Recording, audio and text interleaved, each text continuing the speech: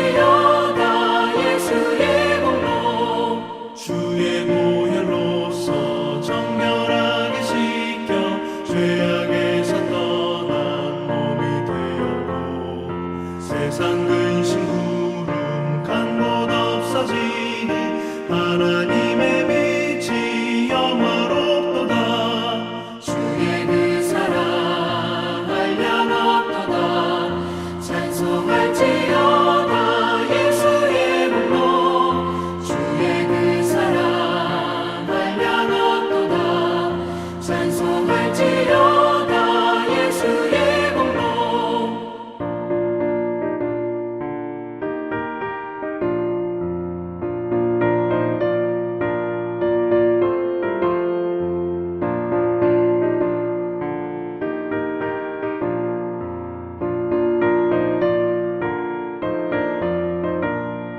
죄의 깊은 잠과 뜬 세상의 물을 어서 깨어나라 나의 친구여.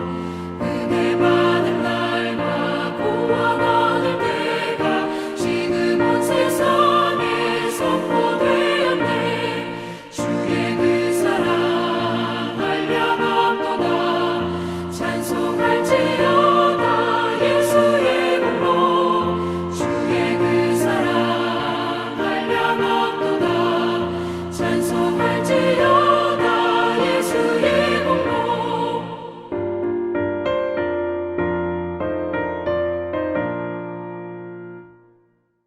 오늘 우리에게 주신 하나님의 말씀 사사기 2장 11절부터 23절의 말씀입니다.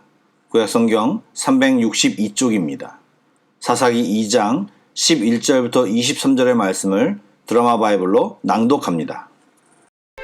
이스라엘 자손이 여호와의 목전에 악을 행하여 바알들을 섬기며 애굽 땅에서 그들을 인도하여 내신 그들의 조상들의 하나님 여호와를 버리고 다른 신들 곧 그들의 주위에 있는 백성의 신들을 따라 그들에게 절하여 여호와를 진노하시게 하였으되 곧 그들이 여호와를 버리고 바알과 아스타롯을 섬겼으므로 여호와께서 이스라엘에게 진노하사 노략하는 자의 손에 넘겨주사 그들이 노략을 당하게 하시며 또 주위에 있는 모든 대적의 손에 팔아 넘기심에 그들이 다시는 대적을 당하지 못하였으며 그들이 어디로 가든지 여호와의 손이 그들에게 재앙을 내리시니 곧 여호와께서 말씀하신 것과 같고 여호와께서 그들에게 맹세하신 것과 같아서 그들의 괴로움이 심하였더라. 여호와께서 사사들을 세우사 노략자의 손에서 그들을 구원하게 하셨으나 그들이 그 사사들에게도 순종하지 아니하고 오히려 다른 신들을 따라가 음행하며 그들에게 절하고 여호와의 명령을 순종하던 그들의 조상들이 행하던 길에서 속히 치우쳐 떠나서 그와 같이 행하지 아니하였더라. 여호와께서 그들을 위하여 사사들을 세우실 때에는 그 사사와 함께 하셨고 그 사사가 사는 날 동안에는 여호와께서 그들을 대적의 손에서 구원하셨으니 이는 그들이 대적에게 압박과 괴롭게 함을 받아 슬피 부르짖음으로 여호와께서 뜻을 돌이키셨음이거늘 그 사사가 죽은 후에는 그들이 돌이켜 그들의 조상들보다 더욱 타락하여 다른 신들을 따라 섬기며 그들에게 절하고 그들의 행위와 패역한 길을 그치지 아니하였으므로 여호와께서 이스라엘에게 진노하여 이르시되 이 백성이 내가 그들의 조상들에게 명령한 언약을 어기고 나의 목소리를 순종하지 아니하였은즉 나도 여호수아가 죽을 때에 남겨둔 이방 민족들을 다시는 그들 앞에서 하나도 쫓아내지 아니하리니 이는 이스라엘이 그들의 조상들이 지킨 것 같이 나 여호와의 도를 지켜 행하나 아니하나 그들을 시험하려 함이라 하시니라. 여호와께서 그 이방 민족들을 머물러 두사 그들을 속히 쫓아내지 아니하셨으며 여호수아의 손에 넘겨주지 아니하셨더라.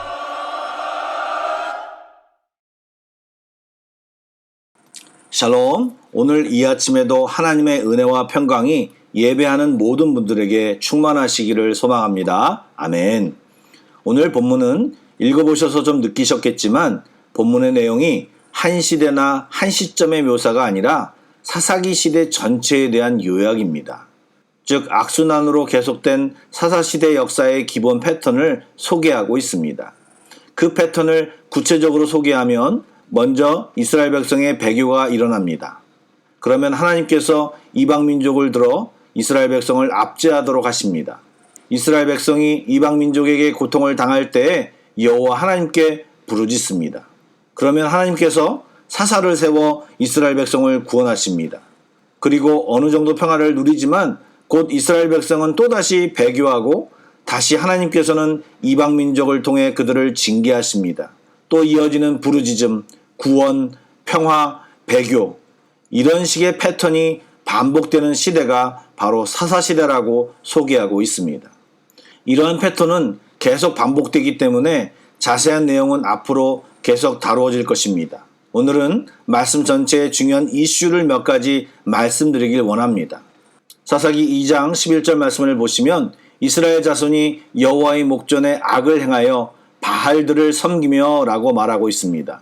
여러분, 현재 이스라엘 백성은 하나님을 직접 경험하지는 않았지만 조상들로부터 하나님에 대해 많은 이야기를 들었을 텐데 너무나도 쉽게 이스라엘 백성들이 하나님을 버리고 우상을 섬긴 것 같지 않습니까? 왜 이들이 하나님의 목전에서 악을 행하였을까요? 처음 시작은 실용주의 때문이었습니다. 어제 말씀드린 대로 이스라엘 백성은 목축을 업으로 하는 사람들이었습니다. 그런데 그들이 가나안 땅의 정착민으로 살며 농사를 지어야 하니 그것이 여간 어렵지 않았을 것입니다.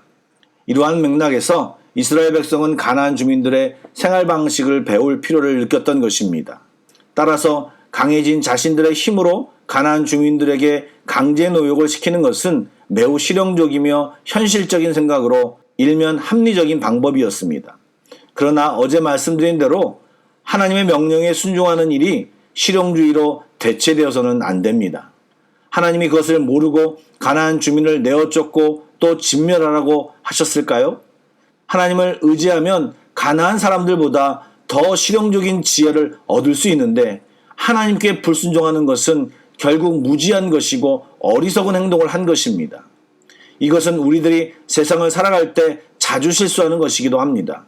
우리가 보기에 실용적이고 쉬운 길이라 생각하여 하나님의 말씀을 살짝 뒤로 하고 봐주실 거야, 하나님 이번만요 하며 다양한 변명과 이유로 우리는 쉽게 세상과 타협하는 경우가 많이 있습니다.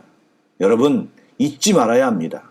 하나님만이 이 세상의 모든 일에 지름길을 가장 잘 아시는 분이고 그것을 우리에게 알려주실 분입니다. 헛똑똑이라는 말이 있습니다. 하나님께 순종이 가장 베스트 웨이입니다. 하나님께 순종할 때 창조주 하나님의 도움을 받고 우리는 살아갈 수 있는 것입니다. 그리고 그런 불순종의 행동은 결국 종교적인 죄로 발전합니다. 11절뿐만 아니라 13절에도 바알과 아스다롯을 섬겼다라고 말하면서 그것이 하나님의 진노의 주 원인임을 말하고 있습니다. 농사를 짓기 위해서는 비가 많이 내려야 합니다. 가나안 사람들이 생각하는 방식은 이런 것이었습니다. 비가 많이 내리기 위해서는 남신인 바알과 여신인 아스다롯을 흥분시켜야 하고 그럴 때 비도 오고 다산의 축복도 준다고 생각했습니다. 그래서 신전에서 남창이나 여창이 있어 제사를 드릴 때 음란한 행위가 항상 동반되었습니다. 더욱이 그 신들은 제사의 의식이나 율법 같은 요구도 없었습니다. 여러 가지로 새롭고 신기하기에 이스라엘 백성에겐 너무나도 달콤한 유혹이었던 것입니다. 그래서 하나님도 섬기고 바알과 아스다롯을 같이 섬긴 것입니다. 여러분, 사실 이 가나안 문화는 하나님의 심판을 받아 이스라엘이 심판의 도구가 되어 가나안 땅에 들어온 것입니다. 신명기 9장 5절에 이런 말씀이 있습니다.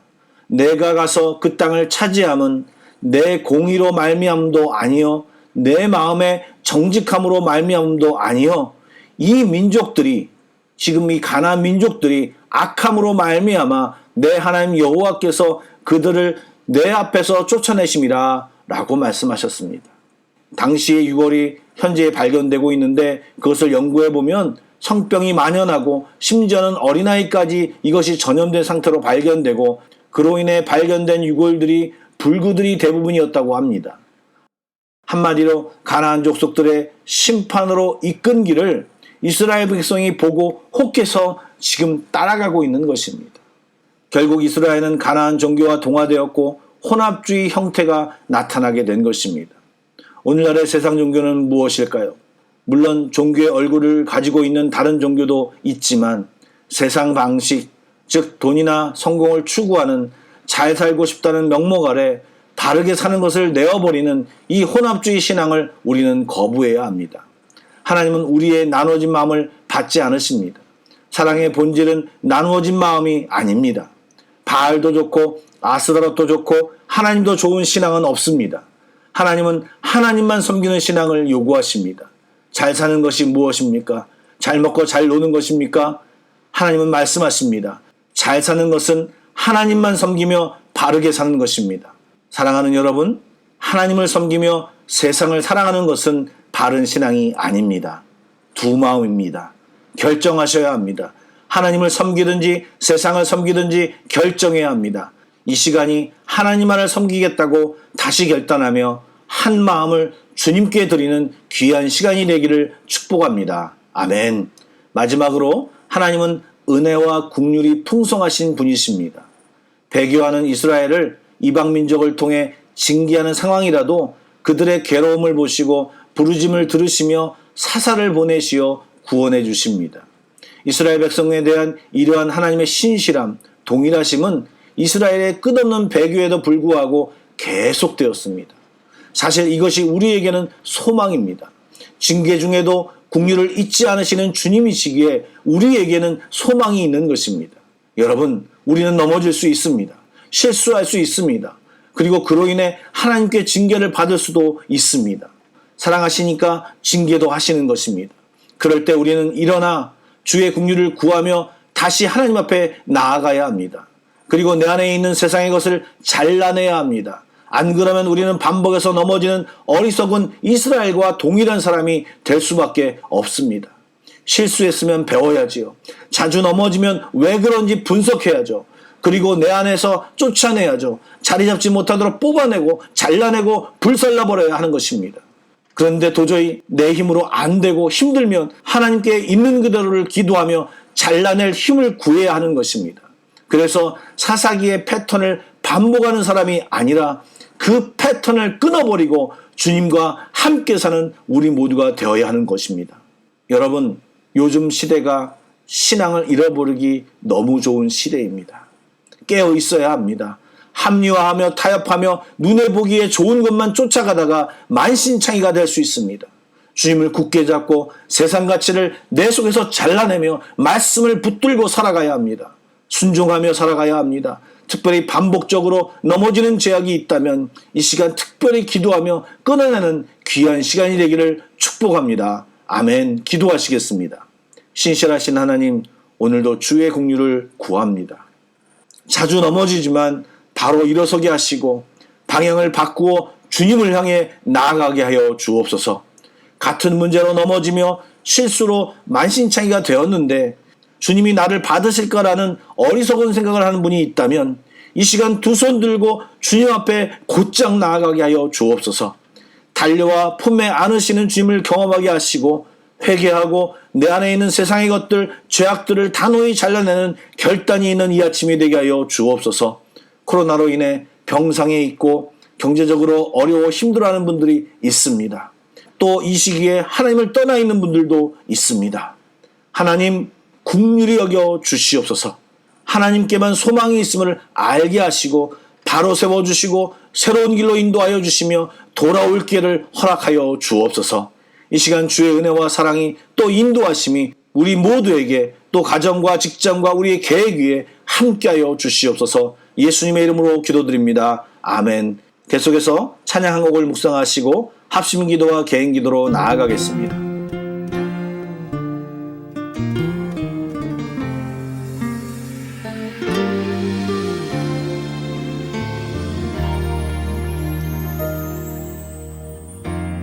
끊임없이 손짓하는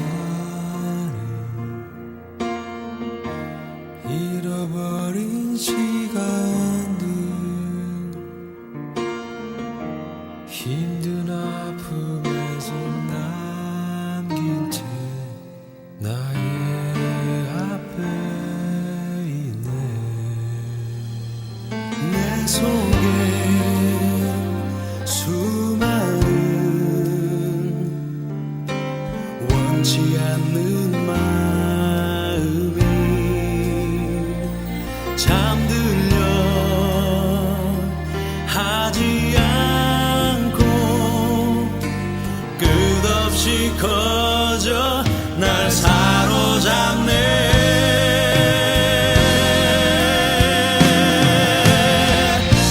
오랜 나의 어둠 속에서 애타게 주를 기다릴 때 위로의 빛이리라. 주는 결코 나를 포기하네. 내가 쓰러진 그곳에서 주는 나를 강하게 하리. 나는 다시 일어나겠네. 주는 결코 나를 포기하시지 않으리.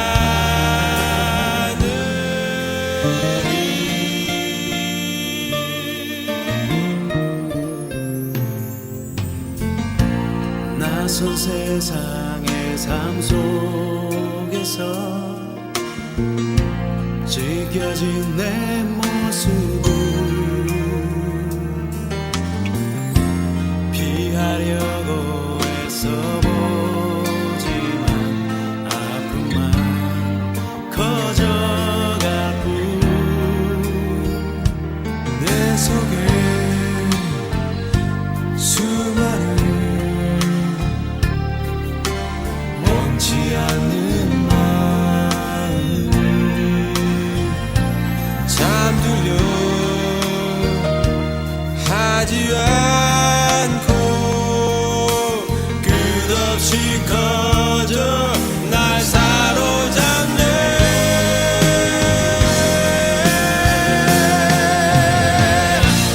오랜 나의 어둠 속에서 애타게 주를 기다릴 때 위로의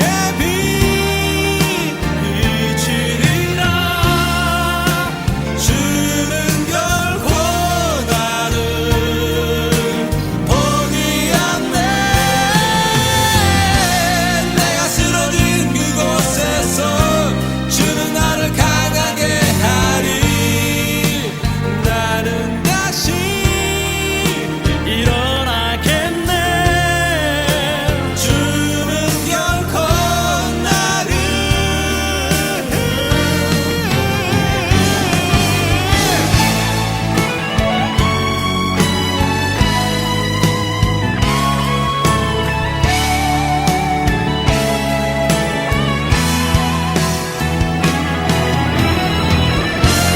내가 쓰러진 그곳에서 주는 나를 강하게 하리. 나는 다시 일어나겠네. 주는 결코 나를 주는 결코 나를 주는 결코 나를 포기하시지 않으리.